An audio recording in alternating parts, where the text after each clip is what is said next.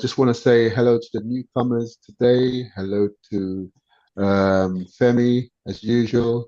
And we've got Marvel that's popping up and off and on. Welcome to the Game Challenger, which is to challenge the game. What is the game? The game of life, the game of life. And we're here talking about black men and in relations to slavery. My co-host, Shola, how are you? Yes, I'm very well, Tony. Thank you. Thanks for the intro. Welcome, everybody. Shala's my name, as Tony's already said. Co-hosting with the Game Challenger, as Tony's already said, challenging the status quo, right? Challenging it with some real talk, right from the heart. We're not messing about. We're not sort of, playing around with this. We have some real good topics, some hard topics, some real controversial topics. I know Tony will agree. It's topics that we as men really need to get into, so that we can, really just take our stand in the family, in society, in our workplace, and and so on. And I'm sure Tony will agree that we want this platform to be one where there's real constructive discussions going on, that can lead into sort of role model experiences. We're playing advocate, aren't we, Tony? In most That's right. cases, we're not trying to tell people what to do or how they should think. It's just good to hear men coming together because we said it right from the beginning when we started, Tony, that um, there's that stigma that men don't talk, but men do talk, and Exactly. we've been doing that for the last few months here, and indeed the last few years as we first, set up a few years ago. So men do talk. It depends on what the topics are, and we're having some real good controversial topics, so we can get our meaty topics that we can get our teeth into, really galvanize some activity and some thought, to hopefully change our mindset or if the need be, and just raise that awareness, Yeah. for productivity and Yeah. progress. So here we are. Another topic, as Tony said, are we as black men still enslaved and shackled in disguise? Are Mm. we? Oh, Are we? that's a bit controversial, Shola. I never know you to be controversial in a topic like this. I try not to be. I think I said before this one tonight. I said, you know what? This is one where I was thinking I'm going to sit back, but I'm no. I'm going to. We've all got our own different opinions, but tonight I really want to hear. I really want just to encourage guys. I really want to hear the perspective of all of us here, and then where we need to chip in as and when we can. I'm sure Tony, you're going to fire it up as well with some, some of your some of your adages to fire it up as usual. Well, well, So yeah. you know what I'll say to everybody here. Look, don't be shy. Just say we're not really. Nobody's being judged. We're just trying. Mm, Everyone is entitled to an opinion, and yeah. everyone is entitled to air what they think. I mean, personally speaking, I think in terms of the topic, the subject again, black men, are we still enslaved? For me, um, I think it's a big topic. I think it's deep. I think it's deep because I think it could be also to do with the mindset. Because if you look at it, history, if you look for a long time, if you've been enslaved for for for years or decades or centuries, then Mm, it doesn't just go away. It doesn't just go away. mm-hmm, And also for me, I think it's not even looking at okay, because when you look at slavery, what it is somebody owns you. Somebody owns you, yeah, mm-hmm, and you're like property. You're like property, um, and I feel that in terms of ownership, I do feel sometimes some people are working like they're owned by somebody. They always mm, say, when you work, you're building someone else's dream. Yeah. When you have a mm, business, you're building your dream. So I think from that point of view, and I'm just saying, I have a business. I do consultancy, but mm-hmm, still, I just sometimes feel that if you look at slavery from before, what happened was they were sold, they were owned, but they were given food, they were given shelter, but they had to work in the field or in the house. but they never were short. They never really had. They never were really in debt when I look at it from a point of view. But here now, this now. The majority of people in the Western society, including white people, um, are on a treadmill. They they Hmm. they they're in debt. Even for you can go past people. Even the country is in debt. We're living a whole complete life, a whole complete different life. So I feel that if you cannot stop working, then that is a form of slavery.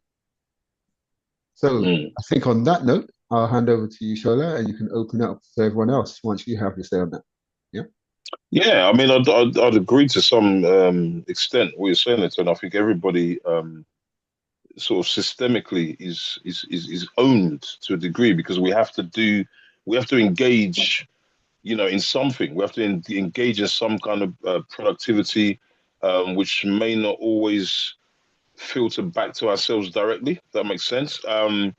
And I think you mentioned the point then. I wanted to bring it back to the point because you kind of generalized it when you said everybody, including other nationalities. And again, I think we the way we pick the wordings of our titles, Tony, I think again, I'm not saying we need to be careful, but I think we need to start going in and breaking down. You know what I mean? And I'm picking certain words because look, when we say black men, we've said this topic is for we've said the topic is about black men. Yeah, I know you threw the bit in about other nationalities as well. That's fine, but specifically, then, why is it that we, as men of color, because yeah, look, I'm going to put this bit in there. When we say black, when a white man, and we're not being racist or being in any way defamatory here, but we're trying to demark the nationalities and how we look. Yes, these are generic terms, but when a white man identifies himself, he identifies himself by a country, right? So, for example, you won't hear an Italian man or a French man or a German referring to themselves as a white man. Yes, they would depict the country, but then we make we make it a generic term. Now we can say we use the word they a lot if that's what they've given to us to determine ourselves. I'll flag up a question: is it our responsibility to start to disseminate that and start to say, no, well, look, yes, that may be my color, but I am from X place and I'm from Y place. I'm from Nigeria. I'm from Ghana. I'm from Ivory Coast. You know what I'm saying? I'm from Uganda. I'm from Yeah, Tanzania. I'm yeah, from yeah. wherever. I'm from Jamaica. Yeah, so that's one part. Now, in terms of this enslaving and being shackled part, it may not always relate to economics. It can relate to other areas also. Yeah, our morality, our spirituality, emotionally. There's so many caveats to this. And again, just like all the other topics that we've had so far, guys, I think it's something again that we're not going to deal with in one session, but we can make some inroads into it. Yeah. It's about gleaning that knowledge. I'm going to unashamedly always, for me, my own personal stance anyway, I'm going to be using the word as my point of reference. And there's a word that says that people perish for a lack of knowledge. Yeah, and that refers basically to the destruction that comes from rejecting knowledge from our maker. Yeah, and so as I said, for me personally, I've been on both sides of the fence. I've been on the side where I rejected that kind of knowledge. I'm now on the side, by His grace, to sort of embrace that. And I always see there are points of reference that can tackle any kind of situation that we go through in life. Yeah, and so that's what that's the point I'm going to take. That's the stance I'll be taking tonight, anyway. But like I said, just to hear some input from some from other gentlemen. Now we've heard, what the topic is. If anyone would like to come in and just really start to unpick, this topic tonight. Okay. I think we've got Philip. Do you want to say a few words, Philip? So, Yeah, do you want to say a few words about the topic tonight? Do you want to say a few words? um, no, sir. No? Okay, okay. No problem. Yeah. Maybe when you warm up a little bit. Femi. What about yourself? Would you like to say a few words about the topic?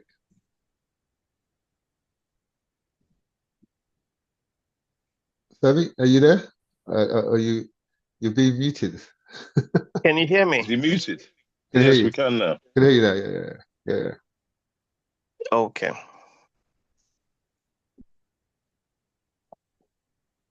The the term slave, Yeah. amongst a numerous definition, it states having to work and obey another,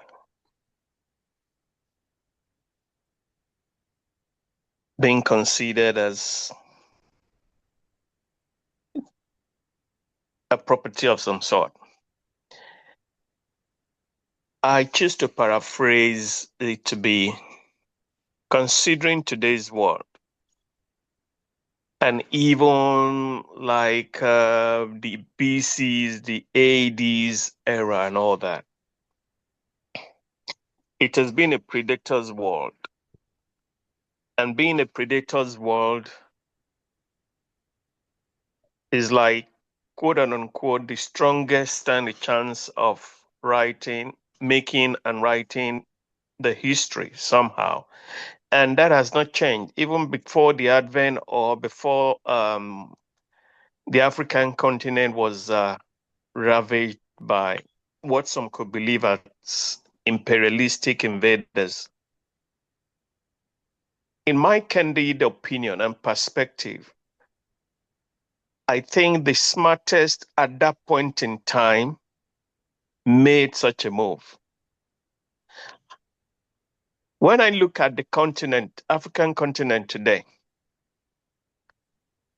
I still see what I could classify as sociocultural slavery.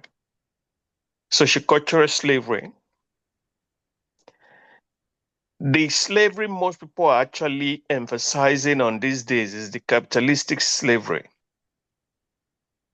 Before the advent of the so-called Europeans, I don't classify people by colors because the only thing black about me is my hair, and the only thing white about people of the light skin, I believe, is their bones, which have also got the same coloration or pigmentation. And we having said that, I think some form of slavery was already thriving even before the advent of the Europeans. Some form of slavery, research it is all there in open glare, was up and thriving even before the so it's a case of the smartest of the predators made the move as at the time they did. Today, is it still there? Yeah, it has come. It's been given a different clothing of some sort. Some might say, "Oh, capitalism has its own, communism has its own, and all that." But socioculturally, I think from my side of the world, I believe socioculturally we are still being enslaved in the name of traditions and norms that are long overdue for revamping. Mhm. I will leave that. I will leave it there for now for others to chip in. Okay. I think that's very Okay. interesting. Very interesting, family. Yeah. So, Shola, do you want to say a few things about it? Yeah, no, I was just, I think you probably saw me nodding my head profusely. What Femi said, I think is very accurate, and I think it's very refreshing, to hear that side of things. Because again, people seem to channel it just into one zone, and I think looking at it more laterally like this, saying that, especially I've just noticed something here that you mentioned the word these predators. Basically capitalized on what was already going on in Africa. And I've had the same kind of mindset, to be honest. As I said before, in terms of just well, not just, I'm not belittling it, but the other elements of one's mind. You mentioned earlier, Tony, about mindset. You know, our minds, when our mindsets are enslaved, maybe using that term, is that's what sets off the trend for any other kind of enslavement. Yeah, yeah, Yeah. yeah. You know, you can't just be enslaved if your mind is not free. If you know the way we perceive things, you know, is not free. Then well, you That's know, right. one could just fall for anything and you know and get led down that slippery path. So yeah, that's all I'd say for now. But yeah, if anybody else wants to add to that, I think what Femi's saying also is that he's talking about obviously slavery. We talk about Egypt. A lot of slavery happened. You know, the pyramids and all yeah, that. yeah, It's all to do with the slaves helping yeah, build the pyramids. You know, so that's happened way before. The transatlantic slave trade was the one that happened like between the 16th century to the 19th century, yeah, but that was a devastating one because they transported them down to go and work in plantations, and so many yeah. things happened. So many things happened, and I believe so many things happened during those 3 centuries or 4 centuries, and that has affected us one way or another. Even if you look at Mm. situations where families are not staying together, you know, men are having children with It's multiple women, you know, yeah. and also so many different things have happened over that period It of has, time. Tony. Yeah, It has, Tony. Can I just throw this bit in just to again confirm what you're saying? It has, but you see, I'm a man. You get to know me. I always like to look at the foundation of things, and nothing in life just happens like that. You know what I mean? Any action, any reaction, there's had to be an action first, and you know, as we've said, Femi said it, you've said it, that something was going on the continent before they came over. Yeah, something was happening, something was going on, and yes, it was capitalized. Now, are we going to forget about the one that was going on before and concentrate on the? Yes, the transatlantic one was the heavy one, but what I'm trying to get to is that something precipitated that. Yes, something yeah, precipitated that, and I think I said it before on another program that look, if we as a people were, I don't know if I want to use the word stronger in our mindset in terms of our spirituality, you know, our spiritual acumen and so forth, would it have been? You know? Would the effect have been as impacting? I don't know. I'm just supposing. As I said, I like to try and look at the foundational elements. What are the root causes that then causes? You know what I mean? The next action. And you know, saying that even now as we are 2025, that it's still going on. yeah. Maybe not the transatlantic, but something that slavery is still happening. Yeah. I mean, So Femi whatever the mentioned, root cause is, we need to.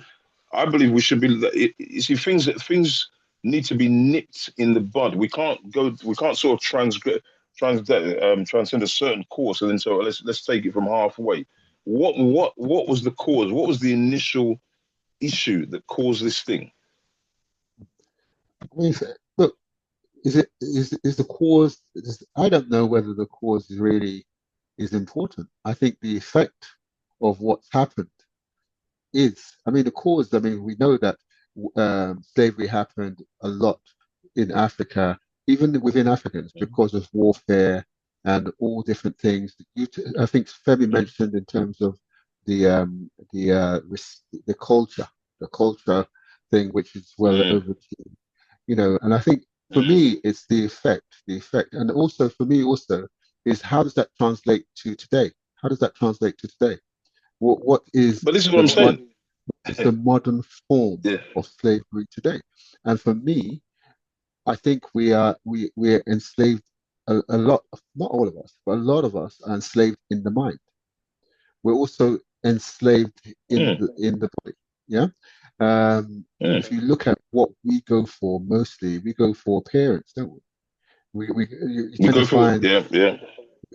you tend to find that not many people will be on a call like this because it's not too much Mm, music, not too much dancing, not too much mm, going on, mm, more talking about and looking at how we can resolve the issues. Yeah. So that's mm, me on mm. that side. I don't know whether anybody else wants to come in and just share something with us while we're talking about this. Anyone else? Or Charlotte, did you want to say something on what I've said? Yeah, let me just again. I'm just gonna again reiterate the whole thing of mindset, Tony. Because again, just answers along what you were saying there. What are the indices then for for joy, for happiness, for I don't know, for progress, Mhm, for stability, for identity, for self worth? What are the indices? And are these when we talk about being enslaved? mhm, If it isn't a norm to do something, as you've just mentioned here now, mhm, not many people will be on a call like this because it's not the norm, mhm, right? We call this the game challenger. It challenges us to think, and it challenges the status quo. mhm, So if we're challenging these things, are these the things that are going to give us some kind of peace, some kind of joy, some kind of what I mean, some kind of understanding? So again, everything it just goes back to the mindset. So but if people want to be caught and just held in a place, it just goes back to the whole mindset issue. And again, taking it back to the you mentioned about the effect, the cause and effect, whatever we want to call it. It's still going to go back to the mindset. People did this thing. There was a reason behind it. Yeah, when we do things, it translates to a reason. We don't just do things for the sake of. We do it because we want something, want to gain something. Maybe we want to have a place in society. Maybe we want, I don't know, extra wealth. Maybe we want, I don't know. You know what I mean? Self-esteem. There's a reason behind it. mhm, mhm. Okay, so we have Godson. I don't know whether I don't know whether it's your first time, but do you want to have a few words, Godson? Or I know we've spoken to Philip already. He just wants to have a listen. Anyone else? Or we're going to bring Femi back in again, just because Femi has opened up a can of worms. Yeah. That's it. So Femi, you look like you've got the Cool. stage now. You can expand on what you said. Yeah. Um,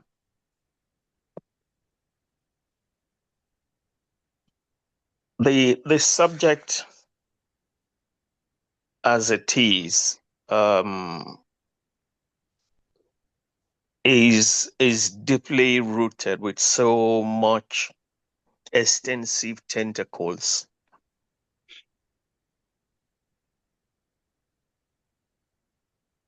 Like I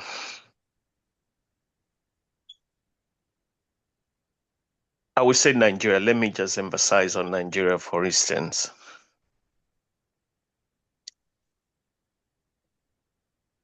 Um, a patriarchal society like Nigeria, in some areas, it has become,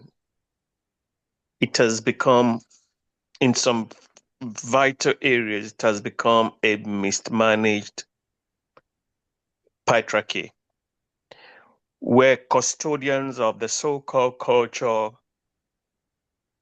could, all in the name of the gods appointed him to be there or to do so or to carry out a given act or not, where could point at a woman, whether married or not, could become his wife.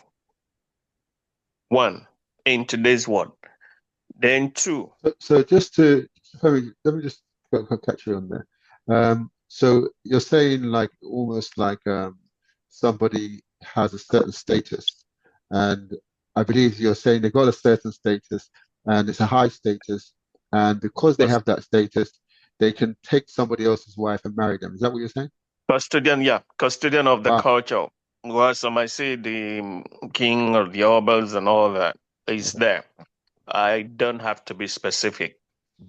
I choose not to be specific. Um, a case of what he says goes. I'm emphasizing on mismanaged patriarchy. It has come with its blessings. Then narrow it down to family unit. Narrow it down to family unit, where man of the house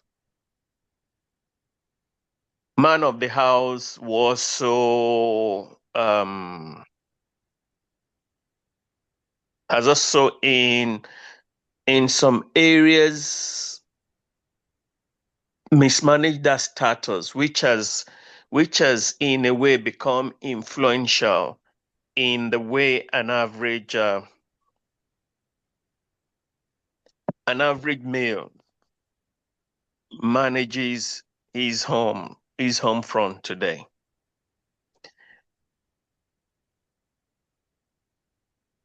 That being said,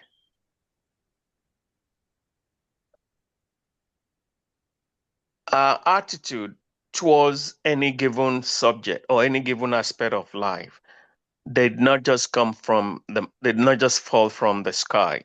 It is I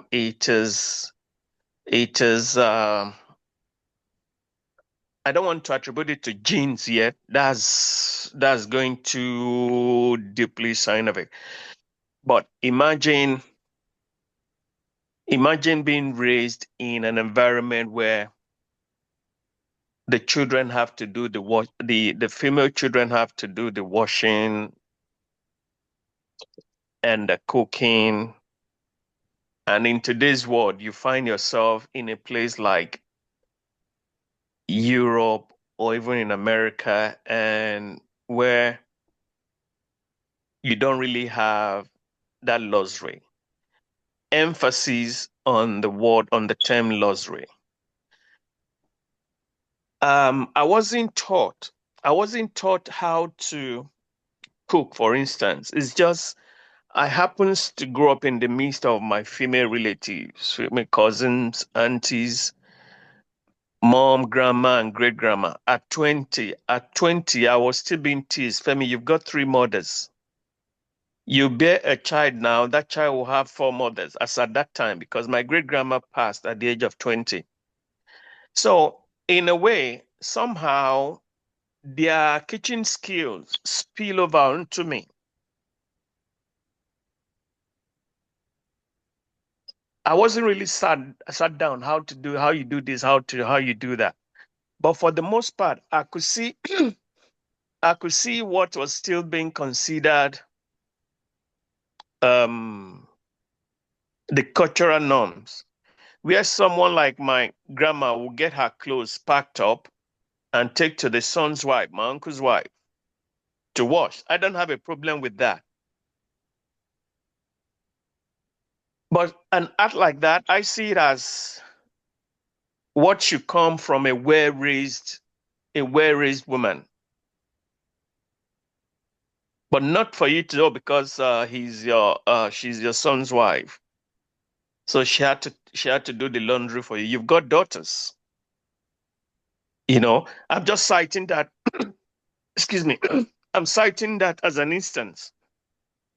Then, as for the male, Are you I think. Hello. are you linking that to like the development, or are you saying that that's part of how it began, how it begins or You began? impact of No? sociocultural influence Right, okay. that Okay. is now being tagged or labeled as tradition and all that. It's got its upside, it's got its downside. Mm, Yes, today a number of us are outside of the continent, and as a result of some of the good side of it, we are easily spotted in the crowd, either by the way we comport ourselves mm, and the way we choose to also go about things. mm, But nonetheless, it has also got its downside, mm. which a number of us come here and think is a status quo we can still afford to sustain. I think a number of us have got to learn the hard way somehow. In all of these, I think it's all man-made push, if you ask me. It's all man-made push. Okay. It's just that at the end of the day, looking at it retrospectively, this issue of slavery has just been um, run with by the Yeah, smartest one as at the time it came to limelight. yeah, yeah, yeah. Okay. I mean, I get you because really, when you think about it, like we said, slavery began well before the transatlantic slavery. But even if you look at it from the point of view when slavery was by ancient Greece and Rome, you realize that the slaves, what were they used for? I think probably you're looking at probably this can probably explain a little bit what things. What were they used for? They were used for domestic work. They were used for work for agricultural. They were used for mining. They were used as gladiators to fight. You know, so all these basic chores, which to be honest with you, I call them jobs now, yeah, because people get paid for them now, but still they don't get paid enough so that means they have to work till they till they drop, which means we say retirement age is say 60 or 65, and if you notice every time they're increasing the retirement age because it looks like the older people are living longer. And that wasn't the idea of retirement age. Their retirement age was you retire and die. Yeah. But at the moment, some people are retiring and living. Yeah. So one of the things so these are things that domestic stuff and basic things that were going on at that time at ancient Greece and Rome. Even when they talk about Egypt, the same thing. The pyramids, we look at that and a lot of people go there on holiday, they pay millions, they get millions of revenue from the pyramids. But who helped build the pyramids?